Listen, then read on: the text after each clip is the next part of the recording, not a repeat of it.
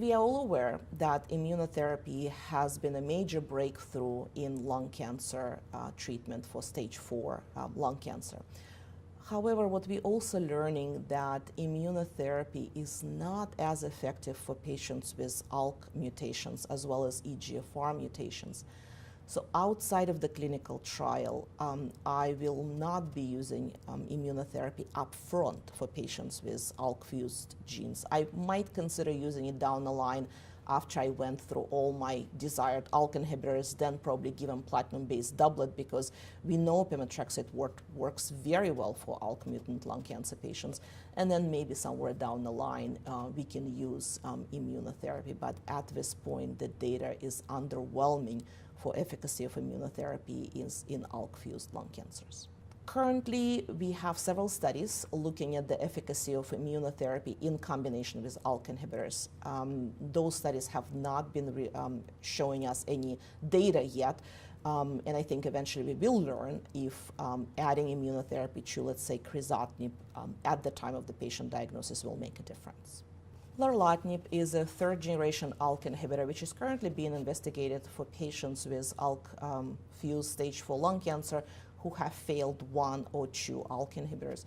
Preliminary data looks certainly interesting, but we are noticing that efficacy of lorlatinib is better if the patient had 1 ALK inhibitor versus 2 ALK inhibitors versus 3 ALK inhibitors. Lorlatinib is an interesting drug.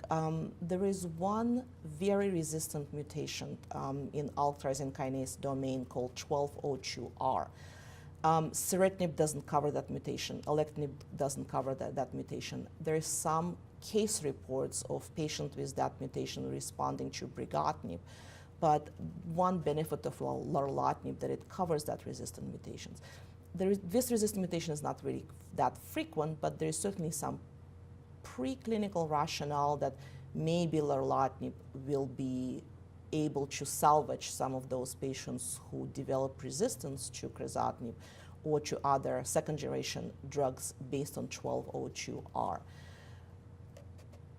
We also seen improvement in management of the patients with ROS1 mutant lung cancer. Currently, we have crizotinib, which is approved for ROS1 mutant patients, but other drugs and entrectinib is being investigated for that population. I haven't seen any data yet, so at this point I can't really say if entrectinib is going to become the next standard of care option for those patients, but preclinically, entrectinib has a very good activity against ROS mutant cancers. Today we covered a lot of very important questions, and for a lot of those questions we do not have an answer. I think the question that we're all eager to find an answer to is what's the right way of sequencing ALK inhibitors. It will take some additional trials, and I hope that in the future we will learn what's the right thing to do for our patients.